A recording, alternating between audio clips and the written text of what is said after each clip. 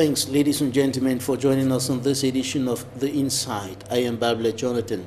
Earlier this year, several persons were killed in Donga Mantum Division, Northwest region of the Republic of Cameroon in conflicts between Fulani inhabitants and some indigenes of areas like Yang, Fe, Ntong, and its environs. And these places became a theater for slaughtering of particularly old people of about 80 years and above. Houses were also burnt down, and as we speak today, there is still violence, destruction of properties, and killings going on in the northwest and southwest regions of the country, notably within the context of the close to 5-year-long security tensions going on there. And in the last of violent incidents recorded in those two regions, at least 4 police officers were killed in the Balinyonga subdivision, in the Mezam division of the northwest region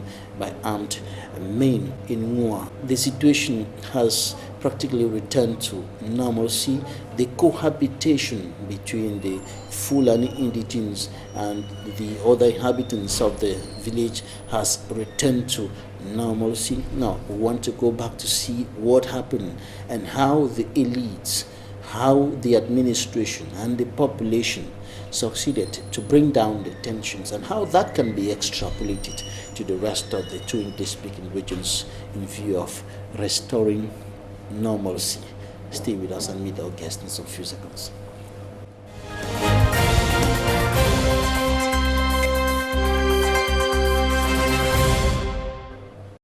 Thank you for joining us in this edition of The Inside. Our guest today is Honorable Adamu Edward Lambe, a member of Cameroon's lower house of parliament for Donga Mantum East Special Constituency. Honorable, you're welcome to the program. Thank you very much, Mr. Babila.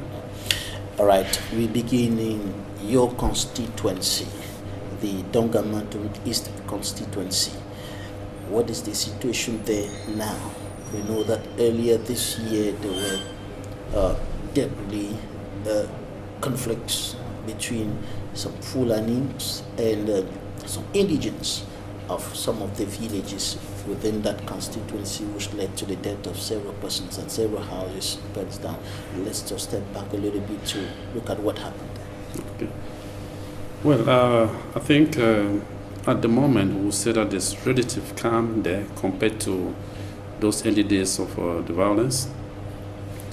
Remember when it became very tense, we had attacked from the indigenes, the natives, and the Fulanis had their differences, and a few individuals decided to settle scores, and people had to cross borders to find themselves in our area. And we must say that the Fulanis who had to receive very huge blows from the separatists, I would say some came in with some elements of revenge, but most of them came in from Nigeria alongside a few individuals, and there was serious issue. But I think as of now there's relative calm compared to those days, and that a lot of things have come to normalcy, and I think a lot of people can move around now. There is still that insecurity, but to a lesser level now. That's what I can say. All right. With regards to the consequences of that conflict, yeah. Approximately how many persons died in some of those violent incidents, and houses? How many houses were burnt down? Actually, the conflict, if I want to look at it from terms of number of people killed, because the Fulanis also suffered a serious blow, they have their statistics. Not less than 8 of them died prior to this heart of the climax of the trouble. Then when the natives too were attacked, I think about close to 11 people died. Houses burned down. I think the Fulanis as well suffered a lot of houses burned down, cows stolen, just like the natives too. You will see that close to about 20 people passed on due to that event, the conflicts that went on. But I think the heavier attack was on the natives, because strategies put in place for the attack were not only at the level of Moab, but they went beyond. So you can therefore understand why the natives felt it very, very heavily. That's what I can say. Right, the Fulanis and the indigenes had been, or the natives had been cohabiting for decades. Yeah. They were really living in a cohabitation for decades, and the cohabitation was peaceful. What happened along the way? Yeah, Mr. Babila, as I indicated earlier, at the start of the crisis that is rocking northwest and southwest, the separatists targeted a number of Fulanis and it's caused settling. Some issues that had happened between the grazers and farmers stepped in. People took advantage of that to settle scores. And because of the fact that our Fulani brothers remained steadfast to the state to a certain extent, they were like a stumbling block to the separatists. And the separatists, time and again, therefore, had issues to do with the Fulanis. And that is why lots of their houses were burnt, some of them were killed, their cars were stolen. So I think it was like some sort of a vengeful act now on the side of the Fulanis when they came in. We want to say that the magnitude went beyond proportion. That's why the natives felt it very heavily. That's what I can say. All right, now let's talk about how you, the elite, the administration, and the population of the village, both the Fulanis and the natives, managed to bring down the tensions. How did you come about this? I remember in one of your meetings with the inhabitants of those areas, you said, we have proposed, no, before this you said, we have both gone wrong and need to sit on a common table and spell out how this matter must end. Yeah. Mr. Babila, I would say that the first thing I must indicate is that a number of Fulani brothers crossed over from Nigeria to Cameroon, and most of the acts were carried by them. But the natives with whom we grew up all our lives, and the Fulanis with whom we grew up and had intermarriages, they have our daughters, we have their sons, they have our sons, we have their daughters. There was no serious issue as such. And the first thing was that we had to call the attention of the Lamidos or the Ados to call their children to order. And we went back to our chiefs and asked our chiefs to call our children to order.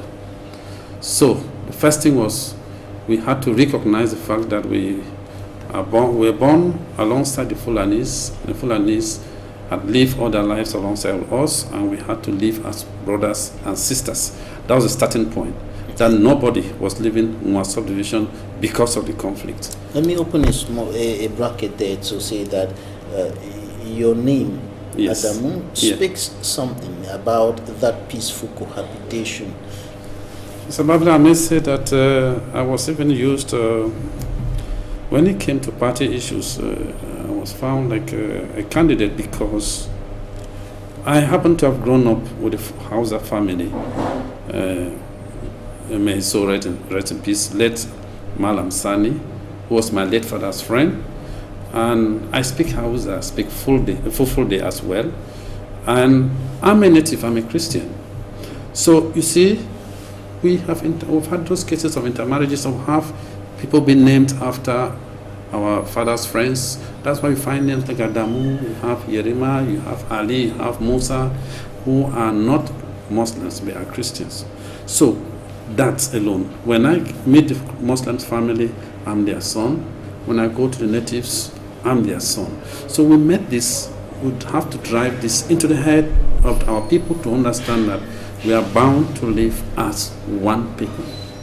So intermarriages, intercommunications, when they have new babies and they have ceremonies like the Indiaries, we are there. When we have traditional dances, or we have annual festivals, they come there and participate. They are dancing on their own part, we are dancing. Sometimes we all dance a traditional dance, sometimes we all go and participate in their own dance. So you see, we have lived like a community. And when we had to talk peace, we say, remember that we lived as one. Remember. So you see, we kept encouraging them to recall the days that we were one, and that issues from elsewhere hadn't any place to separate us. That's why a number of them really had to understand. But I must say that thanking the Fulani community too, to a certain extent, because they were able to identify those who were the troublemakers. So, and we also had to call our own children who were like going orphans to mind what they did to the Fulanis, because they are our brothers. That way, we sat as one, and we all accepted. We have killed some of your brothers. They too said they had killed some of our brothers out of anger. We said also out of anger, but it was anger to lead us. We all said no. We couldn't be led by anger, and that's why we all came to the table and said, the Fulanis were going to identify all the Fulani brothers who were causing trouble, and the natives had to identify all the native brothers who were bringing trouble. That way, we brought them together, and we had to handle such situations in a friendly manner, not that of killing or torturing, but bringing people back to reason. So that's how we went about it, Mr. Babila. Those who were identified as troublemakers, so to speak, on both sides. Yeah. What did you do with them? You brought them to the table? Now we had to talk with them. We had people who had to go to the field and advise. You know, during our meetings, we called the key leaders, the elites of Muakim. We had our top elites whom we think if they said anything back at home, people could listen to them. We invited them. We invited the Fulani community, the major people in the Fulani communities, whom we know, if they say this, the rest of the Fulani people will listen to. We sat and discussed. And we gave each group an assignment. Go home and educate your people. The Fulanis went to educate their own people. We went to educate our own people.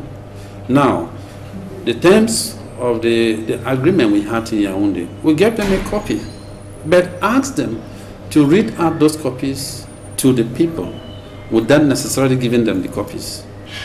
That was the same case for us, the natives. This was because we knew if those decisions were given out to people, it went to social media, lots of people were going to target all what we had said and to fight against it, and that way we're not going to have a headway out. Mr. Babla, up to date, what we agreed on in Yaoundé and what was agreed on in the village, I bet you they were put in writing, but nobody has it. Only us, the few elites, whom we think will die for the sake of unity in that area. We have it because each time it's like a point of reference. Let me give you one prominent name we work with, Mr. Bashir, Alaji Bashir. I'm always calling, even this morning we spoke. My brother, how is it today? Did you call the village? Yes. How was it? Fine. Oh, there was a problem here. Okay. So who is to step in, you or us? He will say, you people are the ones who step in. They will step in. Then when I hear of cases, we had cases where cars were stolen. We had cases where people were kidnapped by henchmen. And when we call Bashir, say, get to your people, we hear this person has been caught. Bashir will tell us, give us some time. And in an hour's time, I'm going to give you feedback. He gets to his people because he too had his own people on the field. And they worked. And not long after, he will give us a call and say, that person has been found here, and we're trying to get the person who was involved in that. Vice versa. That was the same case. If there was something wrong that the natives had done, they would tell us, search that, get that guy for us. And that's how we went. We went in for who did what.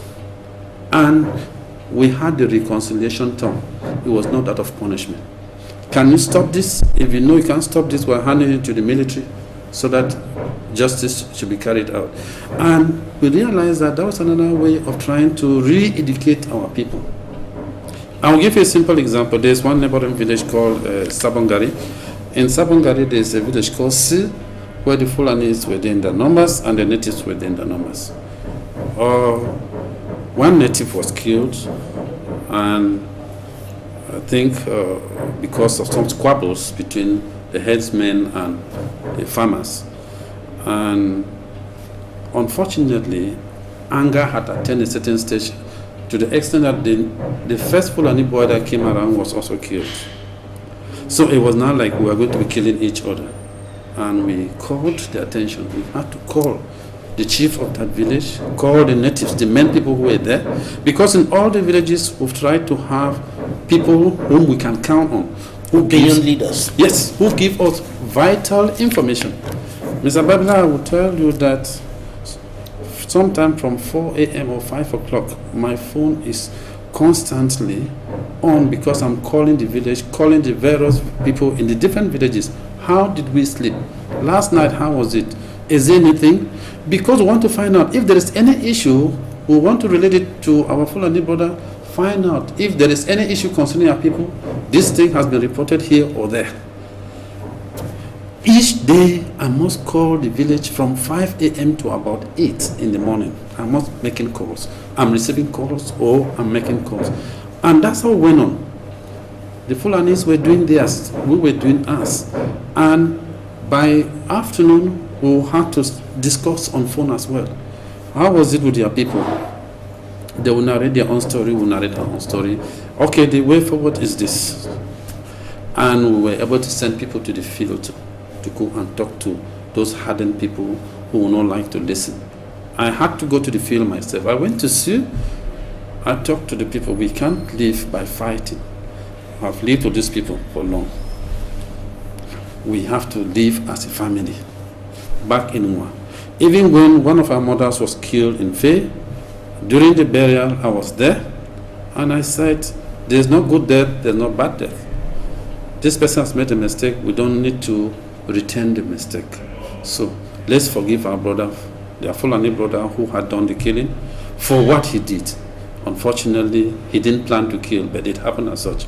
And we all accepted that we're going to forgive each other. But it's just a matter of conversing with the people, trying to show that concern and explaining to people that there is no way, even if the separatists were to take over and say they want to separate, there is no way we'll live without the Fulanis. The Fulanis have the cattle, we have the farms, the maize, the vegetable, everything. They have the cows. They can't only eat the meat. We can't only eat maize or fufukon, the most common food, or beku, as they call it in my area. So we need each other. Exactly. Need each other. Exactly. From what you said, there are some elements that can be picked out. Acknowledging a crime, yes. Acknowledging a mistake, and then forgiving the other. Reconciliation.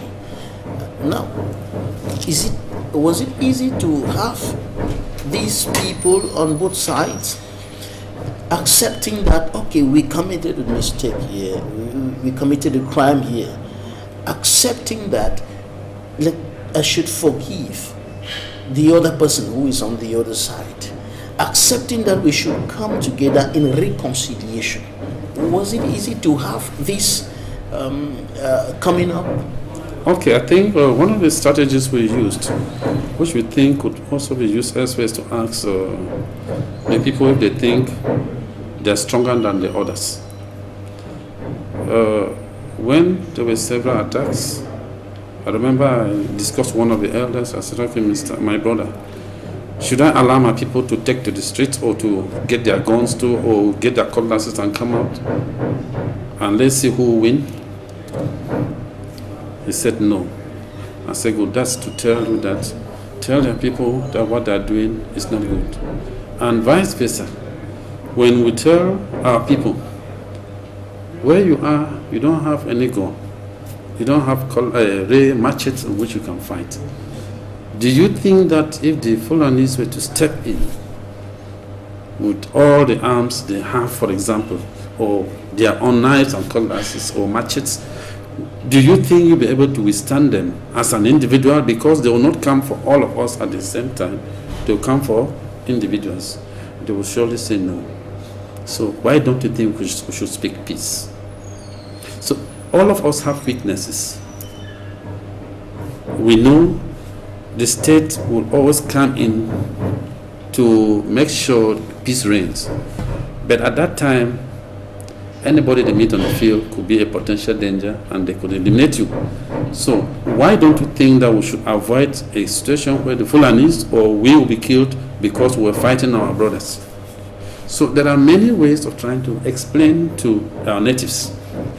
And Mr. Babla, it also entails explaining with concrete situations. If you have a case like that of Faye where a mother was killed, if you come going to ask you about those whose relatives were killed, whose parents, brothers, or sisters were killed. Now, Mr. Babla, it also entails expenditure in the sense that if you are attending a burial like what happened in Faye, in that village, and you come empty-handed and you are narrating all this, they don't have the money for the coffin, they don't have money for food, they don't have money for you to buy drinks for those who come for the burial. They will not listen to you. They may not ring any bell.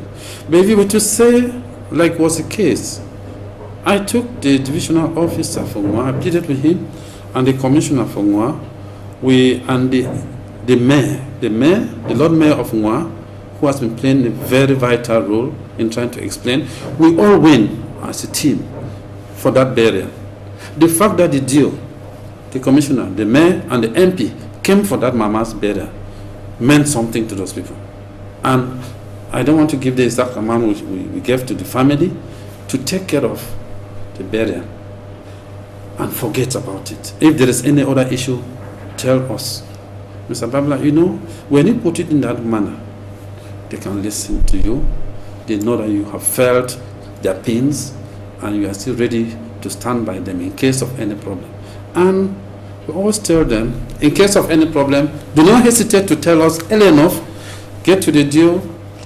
If you feel that going to Ngwa will be difficult, get to me, get to the mayor, go and explain the situation to him. And the mayor will always also be there, working with them very closely, working alongside with the deal so that peace reigns. So that entails a lot of money too. The mayor has spent, I have spent a lot of money as well. We have spent. And when you told them that they should go ahead with the burial, with your support, and then forget about it, and definitely forgive those who killed their loved ones, didn't they ask for justice? That those who did that should be punished? If that is not done, okay, can't move from that. You're right, Mr. Babila. I happen to find, my solution happened to find itself at the borders, where it's very common to find people who commit crimes and the next 2 or 3 hours are deep into Nigeria. Which means that even if you want to set up the investigation as it was arranged for investigation to be carried out for the case in Faye, sometime before, after that crime, maybe 2-3 hours after that person is no longer in Cameroon, is in Nigeria. So it becomes a bit difficult now. They asked for that. And the Jew also said he had given them a few days that he was going to bring forth the criminal. But you know, the investigations that went proved that that same night that he killed that mother, the guy moved into Nigeria. Okay. But what we call our people's conscience too is that God has the final say. Our Lord is going to punish us according to what we do. If he's run into Nigeria, for sure, what the Lord has for him, he will still pay the other way. He can run away from the SG, he can run away from the authorities, but he can't run away from God. Perfect. Right. Now, after this exercise of kind of reconstructing the minds, healing the wounds, and trying to change people's mindset about living with each other about the fighting and so on. What next? What was the next step that you took to be able to ensure that people are no more killed, houses are no more burnt down? Okay. Mr. Babla, I will say that the first thing I want to say is I wish to thank the powers that be. Starting from the head of state and stepping down right to the Minister of Territorial Administration, His Excellency, name has run off my head, Mr. Tanganji Paul, who through his SDO decided to take very strict measures for our points of or agreed points to be put in place. Now, His Excellency instructed the SDO, because at one point lots of arms were coming into Nigeria through my area. So there was a ban. They're coming in from Nigeria? Yes, into Cameroon. The SDO placed a prefectorial ban on inter-Cameroon Nigeria movement. So nobody moves into Nigeria or nobody leaves Nigeria into Cameroon, because lots of arms were stepping in. The fact that he stopped the movement blocked those who used to leave Nigeria, step into Cameroon easily, attacked, and off they are gone. And I also want to thank the administration to have sent in the military people who came to the field and went towards the borders. They were there for some days and were able to, let me say, permit peace to reign to a certain extent, because I am still calling on them that a military camp be placed there, not only a military detachment. You propose that a military detachment should be placed there to Yamba North, exactly, to stop whoever from coming in and going out with bad intentions. Yeah, you see, therefore, that the decision of the STO for Tonga Mantle that nobody crosses into Nigeria or comes into Cameroon from Nigeria, or from Cameroon into Nigeria, has blocked all those activities. Mr. Babila, I will say this to you. I've said it even in other fora where we have great people from the northwest region. Donga Mantung is very porous, especially in one subdivision. We're a few kilometers. When you are at the police stop in Nigeria, in Moa, you see the first Nigerian cities, just as from here and maybe around Suza or Lu, which means that people move in and out regularly. And the fact that we don't have military officials there, people move with arms. So the fact that the SDO military officials permanent along the exactly permanently, yes. Of late, arms were caught that came into Nigeria through that same means, and thanks to the decision of the SDO, a lot of things have come to standstill. That's why I was thanking the Minister of Territorial Administration. I know they must have consulted for him to give instructions that the SDO places that ban, and I'm happy that at the moment we can talk of peace. It's true that the economic effects are there, because we are farmers and we are grazers, and our largest market is still in Nigeria. So unfortunately, those are the prices we must pay if we want peace to reign.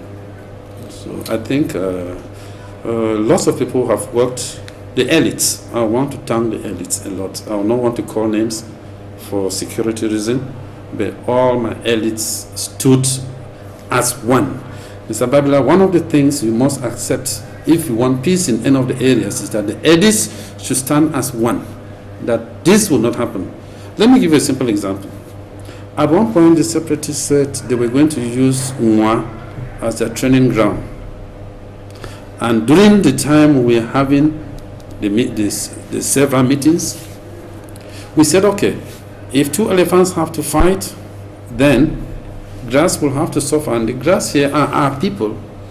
And meaning that for the separatists and the state would fight, it means that we are finished. We will not have any home where to go. And that's why we all devoted ourselves. We were all united on the fact that peace had to reign. Whether the natives or the Fulanis, all of us were going to suffer. So there was therefore that need for peace to reign. I know it's difficult to bring all elites together, but the elites who can speak and others listen to them.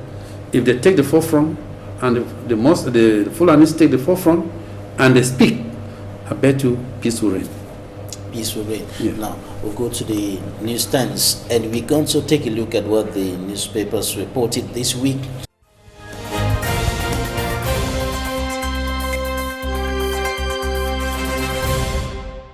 The Star reports that kidnapping of 6 divisional delegates in Dian, 35 days in captivity, no hope in sight. The Guardian Post says as killing of soldiers is on the rise in the northwest and southwest regions, prominent francophone member of parliament urges the government to rethink military option. The Horizon remembers the Fumban conference by highlighting some major incidents. As reported by the media, anti-BR displays abroad.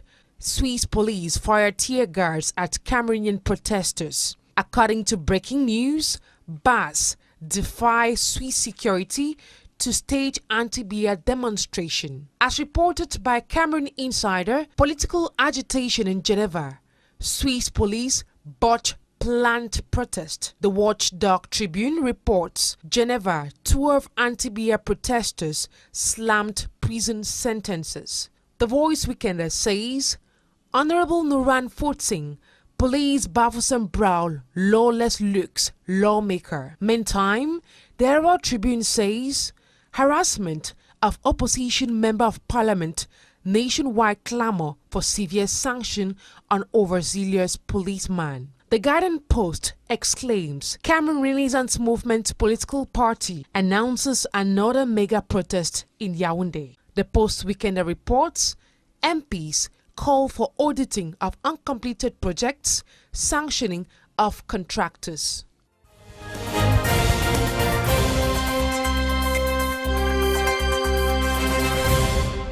We are still with our guest, the Honorable Member of Parliament for Dongamantum East Special Constituency in the Northwest region of Cameroon, Honorable Adamu Edward Lambe. Honorable, you said elites have to take the fore. Elites have to take the front line. Yeah. But those same elites are said to have failed the people. The civil society leaders, human rights defenders are saying the elites from those two regions, not only those from the Dongamantum division, have failed the people, that they are not telling the head of state the truth about the situation in their constituencies. Yeah. Mr. Babila, I must say that when I came out in the early days of this year, in terms of the crisis back in Nwa, others were not of the opinion that I should maybe be here with the Equinoxe because it's not a state structure. But Mr. Babila, you know, when you have a vision and you think that this is the lane I need to follow, take on it, move on. Others will speak, make all the noise, but they will follow. I think elites might have not explained their points to the natives sufficiently. May I say this? Telling people that it is a vision that people have to say we need to separate, and that this separation may not be as easy as you think. Lots of lives will have to go. I think we need to explain that to our people. Let me give a simple case of my own people. When the crisis started, most of them moved down to Magua. You find them in Bankim, Nyambunya, Sankolong, all those places. And when you ask them, why did you decide to go this way? They will tell you, that's where our parents came from. Babila, you know, the Tika, the people, we are part of the Tika, and we came from Adamawa. And the next question I always ask them is, if you say our parents came from here, why do you want us to separate with these people from where our parents came from? There's no way. We have run into the same place our parents came from, and we want to separate with the same people. Is that logical? I think it's much more of discussing with people. I know certain elites have taken it for political purpose and for selfish interest and have not maybe explained it very well. You need to tell the state. You will know that in the assembly I've said time and again that Ngwa is the oldest subdivision. I've said Ngwa is the only subdivision since 1963 that does not have light. When you tell the government that this is my situation and you come back to your people and tell the people that I told the state about this, they will think that you could be saying the truth. But if they don't hear you say it, they don't see you make any effort to prove that you are ready to help them, but you want to say nothing wrong is happening in my area because you think you've calmed down the situation in your area and you need some political appointment from the head of state, that is where elites now start losing credibility from the natives. But if you are always there with them, you tell them this is the truth, you find out what is the problem. Sometimes I go home even on bikes, my area of origin, I go home even on bikes. I leave the situation so that I know what my people go through, so that I will know how to explain to the head of state. I go back to the village, I sleep with the local lamp. It's true we have generators that people have bought around, that's true. I sleep, we don't have the lights, I feel it, so that when I come, I'll tell the head of state, I tell the minister in charge of that this does not exist in my area. I think credibility, a lot of elites have lost credibility because they don't go back to the field. You are right to say that because, Mr. Babila, of late, during the Catholic annual Congress, or Congress that took place in Yaoundé, I remember the Archbishop of Bamenda said, if you don't live in Northwest or Southwest, do not speak on behalf of the people in Northwest or Southwest, which is true. If you've not been to the village of late, do not speak for the village because what happens there is completely different from what people know. I think that's the ground on which a lot of elites have lost credibility. That's what I can say. All right. This is quite a disturbing situation. Earlier this week, the Minister of Water and Energy Resources, Gaston Elundo Esomba, and other private and public sector stakeholders in the electricity domain were here in Douala discussing issues about how to improve on electricity supply across the country. And now you're telling me that Nwa has no electricity and it is the oldest subdivision in Cameroon. Yes, 1963. And it has no electricity till date. Yes. What explains that? Why should it be in complete darkness? We're not talking here about electricity being supplied in an epileptic manner as we have it in other places where power failure is recurrent. We're talking about complete absence. No electricity supply anymore. Yeah, Mr. Babila will say that I think about 4 or 5 years back, a whole project was written on that, and the government approved that electricity was going to be supplied to Nwa from Ndu, where light ends in Ndu, there's SOP. It's just about 35 kilometers away from Nwa, which means just to take light from Ndu to Nwa would not be any problem. But the crisis stepped in, and that project went off. And of late, when the minister in charge of this domain came to the assembly and read out projects that were in view, my own project was not there, and I raised my alarm. I said, even my own project that was accepted some 5 years back for Nwa subdivision, I've not heard you read it out, which means that it's no longer there. I will say that one of the things we said in the assembly was that instead of depending on one source or the few dams that we have, the head of state has helped us to construct of late, maybe if we go back to local areas, if I look at the case of Moyuka here, Yoke is just there, and say, okay, let's take Moyuka and the environment and generate electricity there, so that we don't rely only on electricity that comes from Songlulu or wherever, so that if there is a problem along the track, people in Yoke do not suffer, or people in Moyuka do not suffer.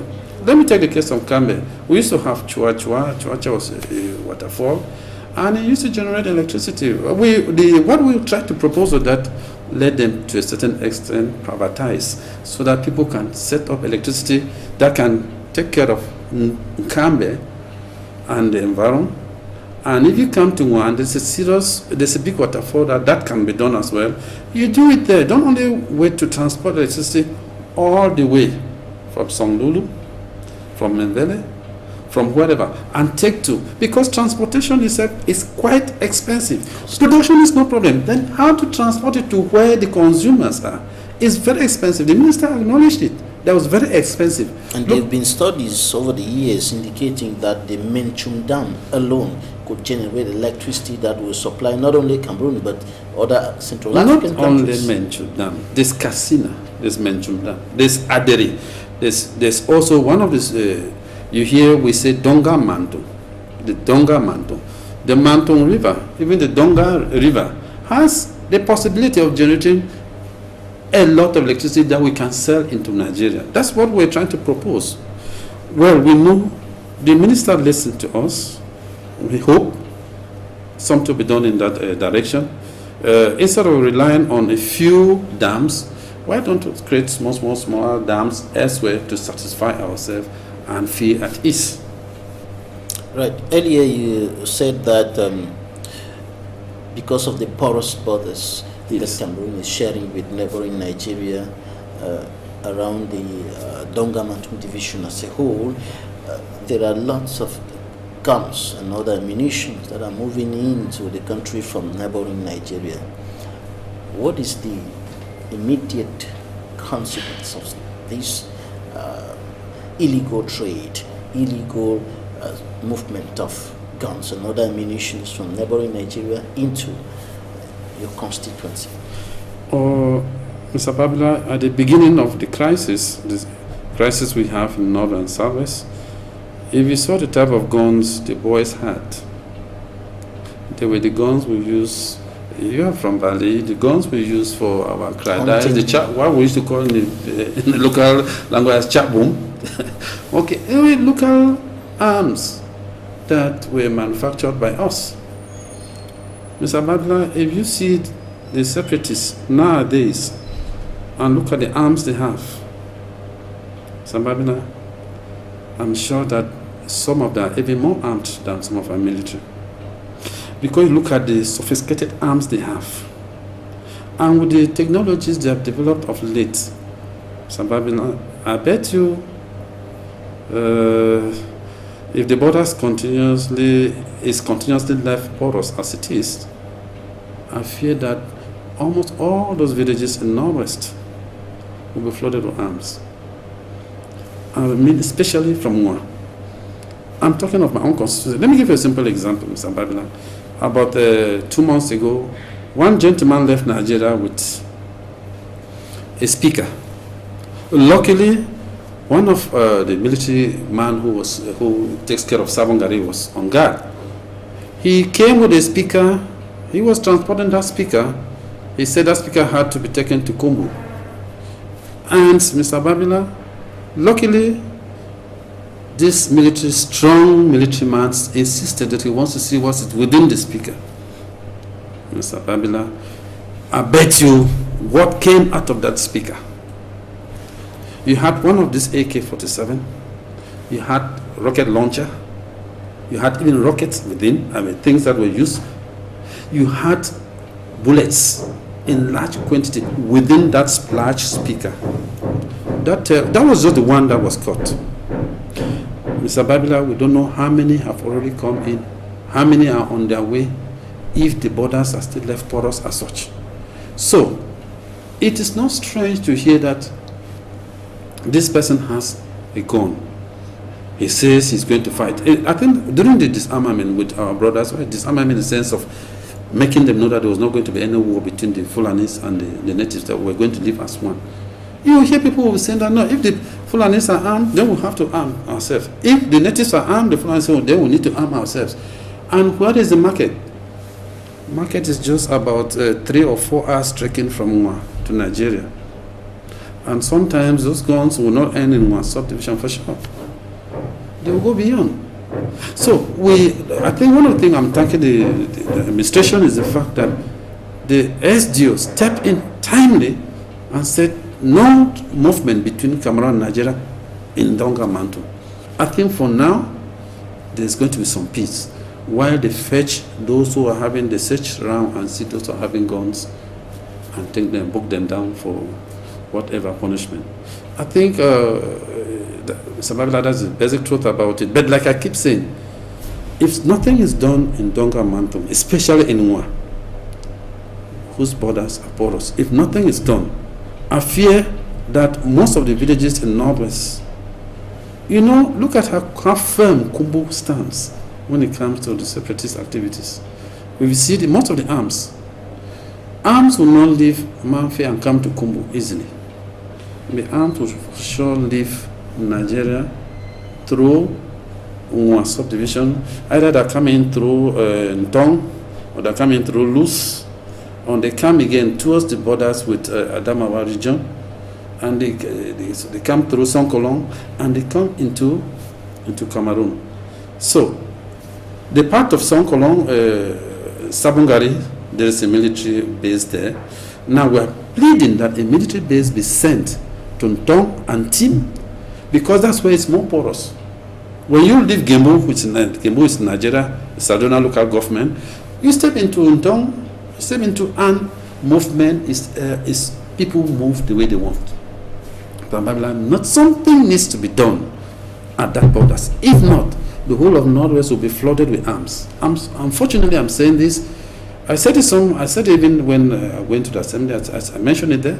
Even when we had another meeting with the heads, the big guns of Northwest, the forum, I put it there, and a lot of them did react.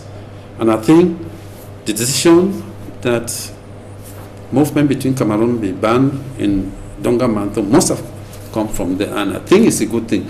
But that is not enough. Let the military base be placed there. Action should be taken. Exactly.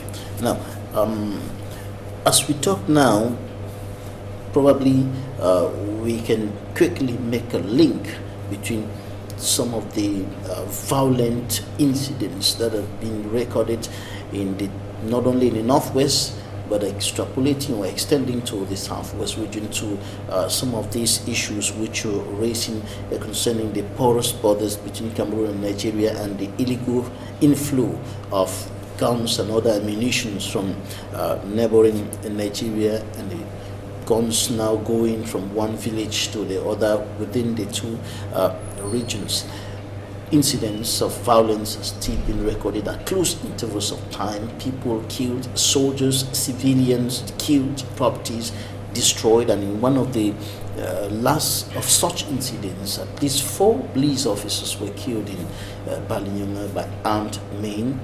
When you look at these incidents happening at this point in time and linking up to the porous borders and difficult control of the movement of guns and other ammunitions, what do you think about the evolution of the crisis, the security tensions? So, Babila, I wish to say that it's a bit very difficult. It's a very complex situation.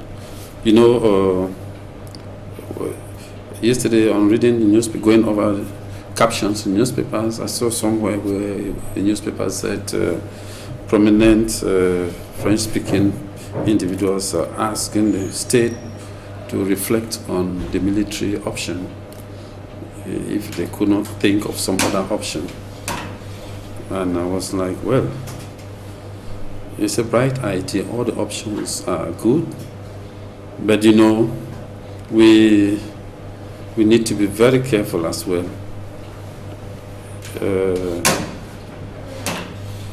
After the major dialogue, a number of structures were put in place, and what people are expecting is, let's see how the structures that were put in place function, and we evaluate. If it doesn't yield fruit, I think maybe they will go in for further, to examine what other strategy to put in place.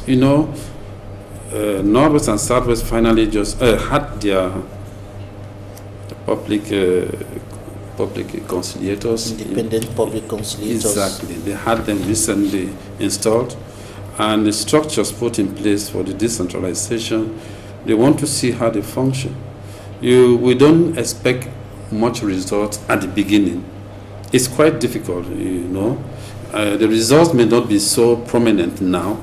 We need to see how those structures go in. They're put in place, how they function for a while. We evaluate and see, does it have an effect on the field? Do the indigents, do the people on the field know that something, did they feel any difference between before now and now? That way we can now see whether we'll move ahead. Well, you know, it's quite a complex situation, I must say, Mr. Babla, because Mr. Babla, you run a home. You take care of your wife and your children. That's sometimes there are issues at home where you're like, this is almost above me. That is just running your family. Think of running a village. Think of running a subdivision. Think of running a division, a region, and a whole nation. It's quite challenging. I bet you it's easy to stay back and say, this would have been done, this would have been done. But when you set up new structures, there are challenges attached to them that you need to also address. If you don't address them, they will like, all you did was in vain. So, in effect, all I'm saying is new strategies by the boys is a bit frightening that we accept, but we need to still go on educating, talking to them. That's what I think. Okay, we're going to take some interviews now, and we'll be right back in some few minutes. Interviews of the week.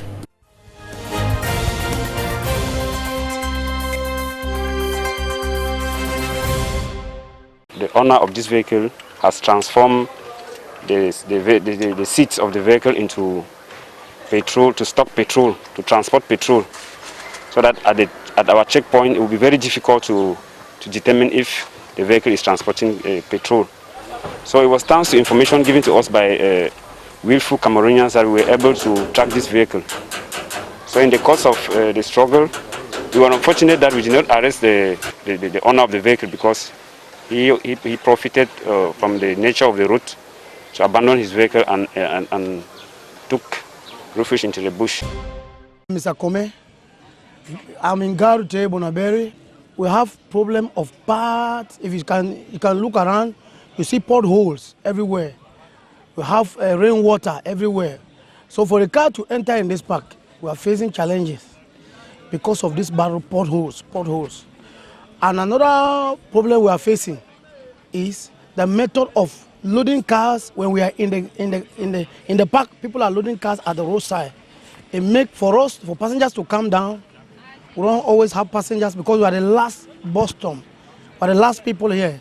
So when you see the other agency, they always like to put their cars at the roadside. So we have been complaining. We have been complaining to the security people here. We have been giving complaint, and even we are not having any changes. So we are facing difficulties. People loaded at the roadside when it is still time that everybody is loading inside the park. You see people put their cars at the roadside. So we have been laying complaint, not one time, not two times. It has been long. And also we have two challenges. These potholes that are in the park cause us even mosquitoes. You know, people will be here. You see children will come like people are in the cars like these, mosquitoes everywhere because of the potholes. You see watering everywhere, that creates mosquitoes everywhere. If you want to go even in our offices, you meet mosquitoes everywhere because of the potholes that we are having in the park. I would suggest that the government, let's say, put some incentive to that. For example, the pricing, how much these industries are going to pay if their consumption is replaced in the course of the day. It should be cheaper than when they consume it at 6. So this is really the first. And really, we were also talking about investment. So what is being discussed is investment in production, distribution, transmission. But when we're talking about production, we agreed that the interconnected grid of the South is fully, let's say, capacity is enough as of today. But the concern is really for the North as well as the Eastern region. So for the North, there are a lot of opportunities for development of solar energy, for example. And what is being said here is that, yes, this is needed, but investors are talking about incentives. Are we going to receive some incentives from the government in terms of tax and other aspects? The one difficulty we're talking about is also land access. If you want to deploy a solar project, you have a lot to do. You need a lot of land. So you need the government to help you getting this land and taking it, in order for you to deploy your project. So this help, this assistance from the government is really critical. That's why I would say we're talking about it here. We talk also about Nachigal, which is a massive project coming online, let's say 2033, 2024. We need to make sure that the energy produced there will fund the demand. So how to unlock the demand has also been discussed here.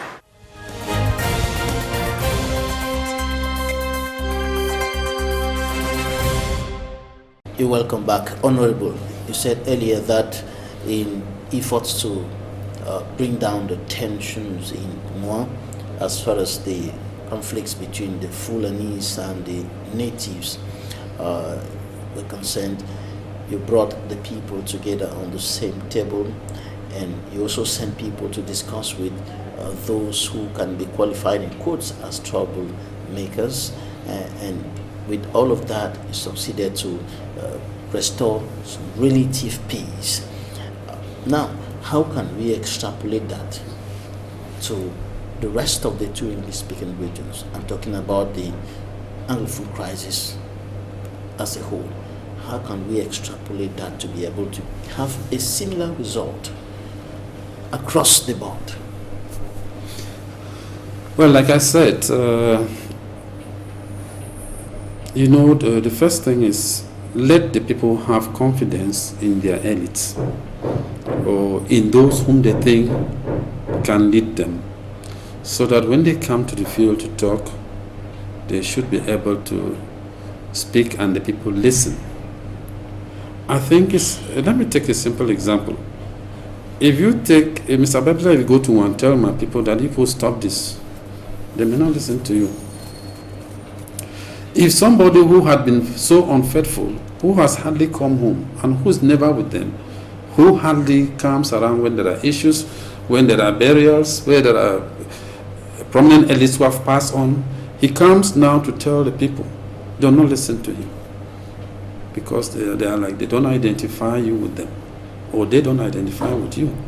So, if you have those elites who can go back to the field, you don't necessarily need to go right to the field. We begin here, even with our meetings here, our tribes meetings back in town, those in Bamenda, those in Yaoundé, those in you start talking peace from there, because those children acting back as separatists, the majority are misled by some of us, or are encouraged to go to the bushes by some of us. Right, just as you went down to the village and met with the people, all the parties, talked with them, there are suggestions that the head of state should leave here only and go to those villages in the northwest and southwest regions. Maybe there will be some peace. If he does not go to the villages, he can at least go to the regional headquarters and talk with the people, and then some peace could emanate from there. Well, the idea is a bright one, but I want to think that the rate at which the tension is, you need to do a lot of groundwork before the head of state goes ahead to go to the field and talk. The groundworks may not necessarily be the head of state going to talk to the people as such. If people can go back to the individual villages and talk, alongside those who are out of the country, who help talk to these children to disassociate themselves from the state or to disrespect the state, if you can talk alongside with these people and take some of them along with you to the village and talk to the people, talk to the boys, it may yield fruits. In the last session of Parliament, this issue was supposed to be on the table, but it seemed as if it was shifted to the background. or what happened?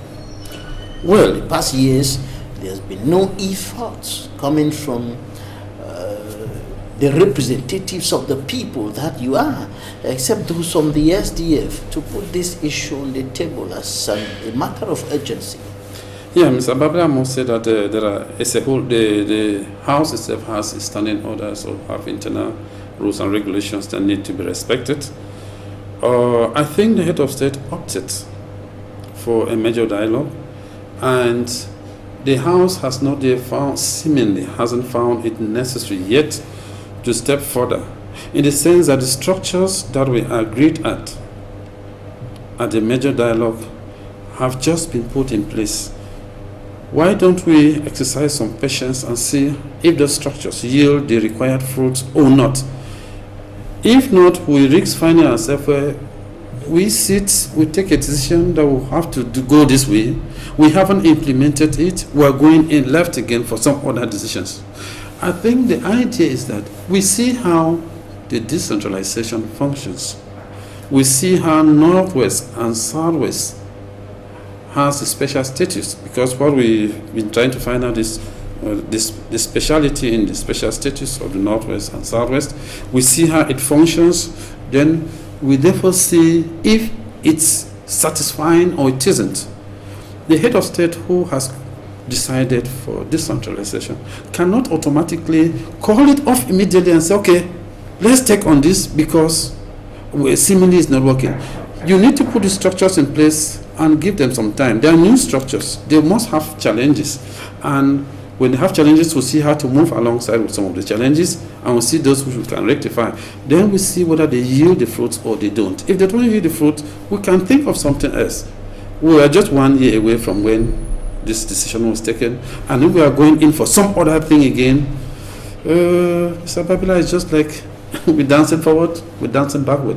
But for it to pass through the House, through the SDF parliamentarians in the 9th legislation participated very greatly to make sure it could go through, but it didn't go through. It didn't go through. And they are saying that is because the comrades from the other parties, CPDM in particular, are not supporting them in that light, especially those from the Northwest region, like you were, like Honorable Galajirad and all the rest, seem not to be supporting them in that aspect. Not that we don't support them. Mr. Babila will tell you that when we meet as MPs from Northwest, we'll have our own issues we talk about.